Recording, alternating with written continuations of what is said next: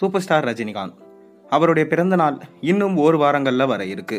இதனால் super star ரசிகர்களோ super ஸ்டாரோட அடுத்த படம் குறித்து ஏதாவது அப்டேட் வருமா, இல்லை சூப்பர் ஸ்டார் நடித்து கொண்டிருக்கும் கூலி படத்துடைய அப்டேட் எதுனா வருமா என்று காத்து கொண்டிருக்காங்க.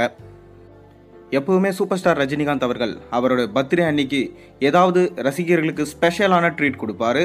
இந்த வருஷமும் அந்த மாதிரி சில ட்ரீட்ஸ்களை கொடுக்க போறாரு. அது என்ன ட்ரீட் கொடுக்க போறாரு, அவருடைய கூலி படத்துலேருந்து ஒரு அப்டேட் வரப்போகுது. அது என்னன்னு பார்ப்போம். அதுக்கு முன்னாடி சேனலுக்கு சப்ஸ்கிரைப் பண்ணிட்டு இந்த வீடியோக்கு லைக் பண்ணிட்டு வாங்க வீடியோக்குள்ளே போகலாம். சூப்பர் ஸ்டார் ரஜினிகாந்த் கிட்டத்தட்ட 35 வருஷம் 40 வருஷமாக இந்த சினிமாவை ஆண்டுட்டு வராரு.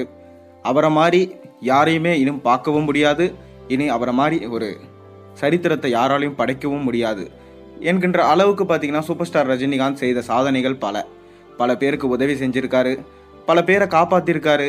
இந்த சினிமாவையே மக்கள் மனதில் கட்டி போட்டு ஆள வச்சிருக்காரு. எல்லாரும் அவங்கவுங்க வீட்டில் ரேஷன் கார்டில் அவரோட பேரை சேர்க்கலாமா அப்படின்ற அளவுக்கு யோசித்த காலமண்டா உண்டு. இப்போ எத்தனையோ நடிகர்கள் வந்திருக்கலாம், ஆனால் என்றைக்குமே ஒரே ஒரு சிங்கம், அது சூப்பர் ஸ்டார் மட்டும்தான். அவர் கடைசியாக நடித்த படம் வேட்டையன். இந்த படம் கிட்டத்தட்ட 350 கோடி கலெக்ஷன் கொடுத்து ஒரு நல்ல லாபத்தை லைகா ப்ரொடக்ஷன்ஸுக்கு பெற்று தந்தது. அதை தொடர்ந்து பார்த்தீங்கன்னா இப்போ கூலி படத்தில் பிஸியாக நடிச்சிட்டு வராரு. இந்த கூலி படத்தை லோகேஷ் கனகராஜ் எடுக்கிறாரு.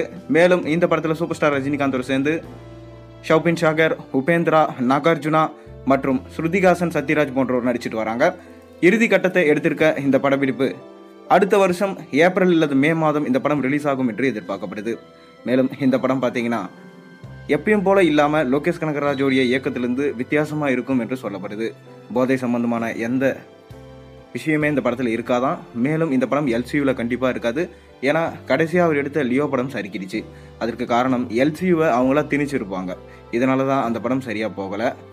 மேலும் ரத்னகுமாரி சொல்லியிருப்பார், இது ஆரம்பத்தில் எல்சியூ இல்லாமல் கான்செப்டாக தான் படத்தை சொன்னாங்க, அருமையாக இருந்துச்சு. அதுக்கப்புறம் எல்சியூ கான்செப்ட் கொண்டு வந்ததுனால தான் அந்த ஃப்ளாஷ்பேக் அது இதுன்னு கொண்டு போனதுனால தான் பார்த்தீங்கன்னா படத்தை சொதப்பிடுச்சு. இந்த தடவை பார்த்தீங்கன்னா அப்படி இருக்காது. சூப்பர் ஸ்டார் ரஜினிகாந்துக்காக தனியான ஒரு கதையை எழுதியிருக்காங்க. இந்த கதை பார்த்தீங்கன்னா ரசிகர்களுக்கு கண்டிப்பாக பிடிக்கும். ஏன்னா லோகேஷ் கனகராஜ் ஒரு சீன்ஸையும் பார்த்து எடுத்துகிட்டு இருக்காரு.